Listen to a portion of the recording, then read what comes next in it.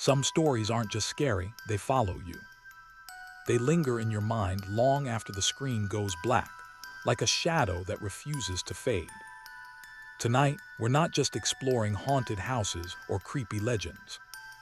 We're stepping into 5 real events, so disturbing that even the investigators struggled to explain them. Each one is a reminder that evil doesn't always hide in the dark. Sometimes, it lives in plain sight. If you think you can handle the truth, stay. Because today, we're diving into 5 true horror stories you shouldn't listen to alone. And our first story begins on a lonely mountain road, where a missing hiker's final video raised more questions than answers. In October 2016, 29-year-old travel vlogger Leela Hart vanished while hiking in the Bitterroot Mountains of Montana, a region infamous for its isolated trails and vanishing visitors. Leela was known for her calm, detailed nature vlogs, nothing dark, nothing risky. That weekend, she uploaded a teaser, going off the main trail for something special. It was her last post. 2 days later, her car was found parked neatly at the trailhead. Inside, her phone was charging, and her wallet was still in the glove box. No signs of struggle, no footprints leaving the trail. Search teams combed through miles of forest for weeks, drones, dogs, helicopters, but not a single trace of her was found.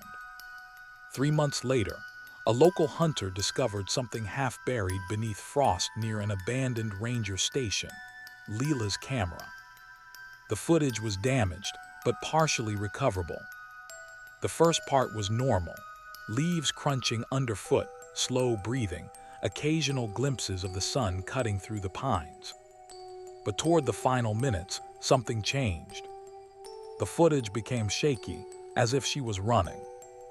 Then she stopped, panting hard, staring at something off-screen. The camera tilted slightly, revealing a figure standing just inside the tree line, motionless, tall, pale, almost blending with the trunks. The audio cut out. Then came the faint sound of her whispering, not words, just sharp, frightened breaths. Seconds later, the camera jolted again, this time as if she dropped it and fled. The last frame showed her flashlight flickering, bouncing wildly across branches, before it went completely dark. When police enhanced the audio, they discovered something faint beneath the wind. A low, rhythmic hum. Not mechanical, not animal. Almost human. Some locals claim the sound matches the humming that echo hunters hear in that forest, something they call the low caller. An old regional myth about a voice that leads travelers deeper until they vanish forever. Authorities closed the case as presumed death by exposure. But the recovered GPS chip from Leela's camera revealed something chilling. Her final coordinates were 3 miles past where the trail officially ends, in a location that doesn't appear on any map. Since her disappearance, at least 7 hikers have reported hearing the same low humming near that area, and 3 have gone missing since. No remains, no new evidence, just a trail that seems to take more than it gives. If that story sent a chill down your spine, our next one will make you question what might be buried beneath your own floorboards. After the mysterious disappearance of Leela Hart, some might believe the wilderness hides the darkest things. But what if the real horror exists right inside your home, quietly watching, quietly recording? In 2019, a young architecture student named Evelyn Moore moved into a small apartment complex in downtown Chicago. The building was old, built in the early 1940s, and most of its tenants were older residents who had lived there for decades. Evelyn was drawn to the place for one reason: the rent was impossibly cheap. Her apartment, Unit 4B, was compact but oddly designed, with an entire wall covered by a built-in mirror facing the living room. According to her friends, she joked that the mirror made the place look alive. A week later, she began to notice small, unsettling details. Her phone battery drained overnight even when turned off. The TV occasionally flickered with static at 3 a.m. And most disturbing, she would wake up to the faint sound of clicking, like a mechanical switch coming from behind the mirror. At first, she dismissed it as old wiring or temperature changes in the wall. But when she mentioned it to her neighbor, an elderly man from 4A, he froze. He told her that 4B hadn't been rented for nearly 10 years, ever since the previous tenant, a man named Raymond Ellis, vanished. Raymond was a private investigator known for recording every case he worked on. When he disappeared, police entered the unit and discovered hundreds of old videotapes labeled with dates and names, all blank. They assumed he had erased his evidence before leaving town. But after Evelyn moved in, those tapes started reappearing. According to her university friend, Evelyn mentioned that VHS tapes would show up on her table every few days, unmarked, dustless, freshly rewound. Curious and unnerved, she borrowed an old VCR from campus and played one. It wasn't blank. It showed her. Evelyn sitting in the living room, studying, cooking, even sleeping. All recorded from a hidden angle, the same angle where the mirror hung. Her hands shook as she paused and replayed. The date stamp on the video matched that exact day. Terrified, she contacted the building manager, who assured her the mirror was part of the original design, sealed to the wall since the 1940s. Still, he agreed to inspect it the next morning. When he arrived, Evelyn was gone. Her door was locked from the inside. Every light in the apartment was on, and the TV played static with high volume.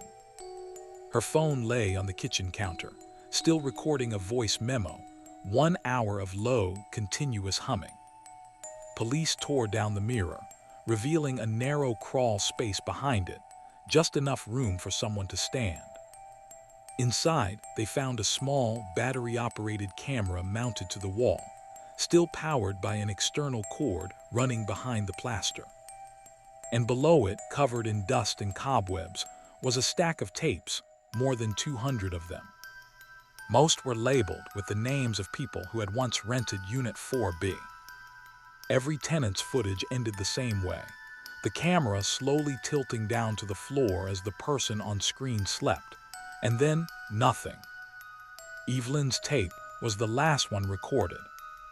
When they played it, the first 30 minutes were normal, her packing, moving around nervously.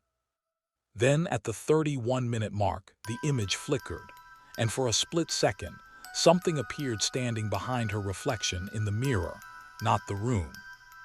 It didn't move. It didn't blink. It simply watched as she turned off the camera. Forensic teams found no fingerprints except Evelyn's and a faint smudge near the lens, shaped like a hand pressed from the inside of the wall. To this day, the apartment remains sealed. New tenants report static in their own rooms at night, even though the power to 4B has been completely cut off since 2019. And occasionally, maintenance staff say they hear faint clicking, the sound of an old VCR rewinding somewhere behind the mirror. If the thought of being watched through your own walls unsettled you. Our next story takes you somewhere far colder, to a remote cabin buried in the snow, where a family's final night was captured by something that shouldn't have existed. They say snow buries more than footprints, it buries the truth. And for one family, the storm that rolled in that winter night didn't just take their warmth, it took their existence. In January 2014, the Marrow family, a couple and their 2 children, decided to spend the weekend at a remote mountain cabin in northern Colorado. It was meant to be a short winter getaway, off the grid, surrounded by white silence. The cabin sat 12 miles from the nearest town, deep in the Rockies, accessible only by one narrow road that often vanished under snow. The first night was uneventful. They checked in with relatives, lit a fire, and settled in. But by the second day, the temperature dropped below degrees C, and a blizzard warning was issued for the region. They lost contact. 3 days later, rescuers located the cabin, partially buried under snowdrifts. The front door hung open, snow piled halfway inside, and every window was frosted white from the inside out. No one was there. The fire had long gone out, the food untouched, and the family's truck still parked outside. At first glance, it looked as if they had simply walked out into the storm, which, at that temperature, would have been suicide. Then investigators found a handheld camcorder inside the living room, battery nearly dead, but still recording when they arrived. What it captured remains one of the most disturbing pieces of cold case footage ever logged. The first few minutes were mundane laughter, snowball fights, the family filming each other outside. Then, as the storm intensified, the camera showed something strange. Faint lights flickering between the trees in the distance. Not flashlights, not vehicles. They pulsed in slow rhythm, like someone breathing. Later footage showed the father staring out the window, holding the camera shakily. Through the whiteout, something moved, tall, slow, gliding just beyond visibility. Then the camera jolted. The lights outside blinked out all at once. The final hour of footage was nearly impossible to decipher, but enhanced analysis revealed horrifying details. There were muffled thuds, the sound of furniture scraping, and a brief glimpse of the front door opening on its own. Moments later, snow rushed inward, and in the reflection of the window, a figure appeared. Pale, thin, its limbs too long, head tilted unnaturally, as if studying the person filming. The screen shook violently, then fell sideways. The last 30 seconds were nothing but static, and a faint whispering sound, layered under the wind. Forensic teams recovered partial audio. It wasn't language, more like overlapping tones, imitating human rhythm, trying to sound like speech. Experts called it mimic resonance, the phenomenon where sound frequencies mirror human patterns. No tracks were found around the cabin. No signs of struggle outside. Yet every door and window had been opened from the inside, as if the family had willingly stepped out into the blizzard. Weeks later, the snow melted enough for search teams to comb through the area. A mile away, they found something buried beneath ice. Not the family, but a second cabin foundation, half collapsed, dated back to the 1800s. Inside it were rusted lanterns and crude carvings on the walls, tall figures etched in charcoal, their arms stretching upward, faces wiped away. To this day, the Merrow family has never been found. But every winter, local residents say they see dim lights moving along the ridges when snowstorms hit, flickering slowly, like breath in the dark. And on nights when the wind howls loud enough, a few claim to hear faint laughter carried through the valley, the kind that doesn't sound human anymore. If this story chilled you to the bone, our next one will take you somewhere even darker, into a hospital that refused to die, even after it was burned to the ground. Hospitals are supposed to be places where life begins and ends in peace. But sometimes, even after the walls are burned and the halls go silent, something refuses to stop working. In 2002, the Brookhaven Medical Center in southern Pennsylvania was permanently closed after a devastating fire swept through the East Wing. The blaze destroyed the operating theaters and part of the ICU, killing 9 patients and 2 staff members trapped during evacuation. The cause was ruled as faulty electrical wiring, but investigators couldn't explain why the sprinkler system had been manually disabled moments before the fire began. The building was condemned, fenced off, and left untouched. Over time, the forest crept in, reclaiming the concrete. But over the next decade, locals kept reporting strange lights flickering from the burned windows late at night, as if someone was still working inside. At first, authorities blamed teenagers or urban explorers. But when police tried to check, The footage from their patrol dashcams would always cut to static the moment they turned onto the hospital's access road. In 2013, a documentary crew researching urban decay sites in America chose Brookhaven as one of their filming locations. Their goal was to explore abandoned hospitals across the country, documenting architecture, history, and residual energy readings for a web series. They entered Brookhaven on a gray November morning, cameras rolling. The footage they recovered would never make it online. The first hour was normal, the camera panning across burned hallways, collapsed ceilings, and melted equipment. But the deeper they went, the less decayed the interior became. Walls that should have been blackened by fire looked freshly painted. Fluorescent lights, dead for a decade, flickered faintly overhead. The team's audio recorded something faint in the background, the steady beep-beep of a heart monitor. When they reached what used to be the operating theater, they froze.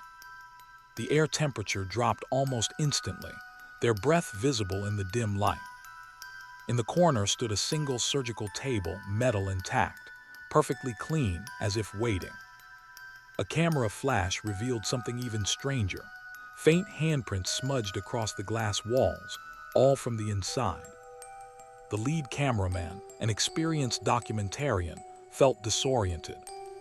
He later wrote in his field notes that every corridor seemed to bend back toward the operating room, no matter which direction they walked. Even their digital compass started spinning wildly. On their final recording, timestamped 2:47 p.m., the camera was aimed at a doorway marked Surgery 3. Inside, the lights flickered erratically, illuminating empty medical trays arranged in perfect order. Then came the faint sound of a ventilator cycling, a sound impossible in a building without power. The cameraman whispered something inaudible, and the feed jolted.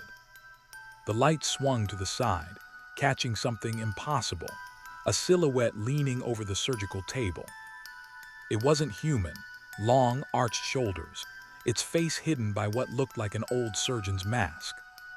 And yet, it moved with purpose, adjusting instruments on the tray like someone mid-operation. The camera stuttered again, static burst, and the next few seconds were corrupted. But one single frame remained intact, a close-up of a pair of gloved hands, soaked in something dark, holding a surgical scalpel toward the lens. When rescue teams later entered to search for the crew, they found only their equipment stacked neatly in the main hall, cameras, bags, even batteries fully charged. But all of it had been placed on an operating table that shouldn't have existed in that section of the hospital, one that, according to blueprints, was demolished after the fire. No one from the crew was ever found. The site was demolished completely in 2016, and yet, truck drivers passing the empty lot still report something chilling. The faint flicker of fluorescent light, pulsing behind where the windows used to be. And sometimes, on foggy nights, a low hum of machines, like ventilators running somewhere deep underground. It's as if Brookhaven never stopped. As if the hospital simply kept doing what it was built to do long after everyone inside was gone. If that story made you glance over your shoulder, our final story will test your nerves completely, because it's about something that watches you, no matter where you go. If you've ever stared too long into static, that endless noise between channels, you've probably wondered what's inside it. Some say it's random. Others say it's a frequency that looks back. In 1998, a small town in Oregon began reporting an unusual phenomenon. Every television in a 5-mile radius occasionally glitched at the exact same time, even sets that weren't plugged in. The disturbance lasted less than 5 seconds, but it always ended the same way. A single frame of static forming what looked like a human face. The image became an urban legend, known locally as the Watcher broadcast. No one knew where it came from. Cable companies blamed interference from nearby radio towers, but when engineers traced the signal, it didn't exist. There was no broadcast source, no frequency origin, nothing.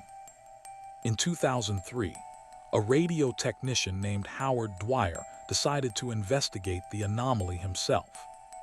He lived just outside the affected area and had access to analog monitoring equipment. For weeks, he recorded local frequencies and set up cameras aimed at different TV sets. On the 17th night at exactly 2:14 a.m., the event happened again. Every monitor flickered to static, then froze on a distorted gray face. Howard zoomed in, frame by frame, and noticed something no one else had. The face was changing. It wasn't a mask or a symbol. It was reacting, as if aware it was being watched.